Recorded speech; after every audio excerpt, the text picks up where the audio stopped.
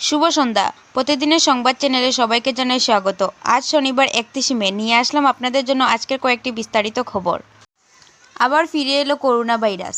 দেশে সক্রিয় রোগীর সংখ্যা 3000-এর কাছে। ভারতের দিল্লি, মহারাষ্ট্র, কেরলে দ্রুত গতিতে বৃদ্ধি পাচ্ছে করোনা রোগী আক্রান্তের সংখ্যা, বাড়ছে মৃত্যু।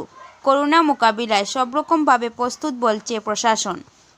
পাকিস্তানের বিরুদ্ধে চলা অপারেশন সিন্দুরে বিএসএফের প্রশংসা পঞ্চমুখ স্বরাষ্ট্রমন্ত্রী অমিত শাহ জানালেন, অভিযান চলাকালীন পাকিস্তানের 118টি ঘাঁটি গুঁড়িয়ে দিয়েছে বিএসএফ। অপারেশন সিন্দুরে পাকিস্তানকে যে শিক্ষা বিএসএফরা দিয়েছে তা সামলে উঠতে ওদের বহু বছর সময় লাগবে। গত বৃহস্পতিবার এক অমানবিক ঘটনার সাক্ষী হয়েছে লখিমপুর জেলা। ওই জেলায় একটি শনি মন্দিরের কাছে 3টি শিশুকে হাত পা বেঁধে অমানবিকভাবে নির্যাতন চালানো হয়। এই ঘটনাটি সামাজিক মাধ্যমে ভাইরাল হয়ে একটি তীব্র প্রতিক্রিয়া সৃষ্টি করে।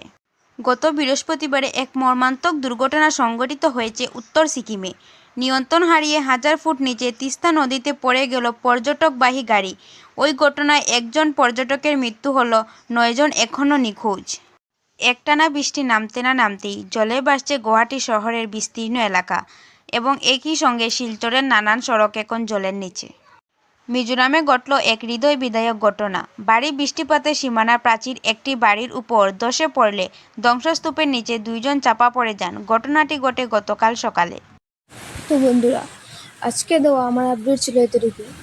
এরকম প্রতিদিন আরও নতুন নতুন আপডেট পেতে হলে ভিডিওটিতে একটি লাইক দিয়ে চ্যানেলটিকে সাবস্ক্রাইব করে পাশে দেওয়া বেল নোটিফিকেশন অন করে রাখুন, যাতে আমার দেওয়া প্রতিদিনের আপডেট আপনাদের কাছে পৌঁছে যায়।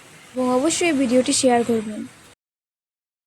ভিডিওটি শুরু থেকে শেষ অবধি ধৈর্য ধরে দেখার জন্য আপনাদের সবাইকে ধন্যবাদ।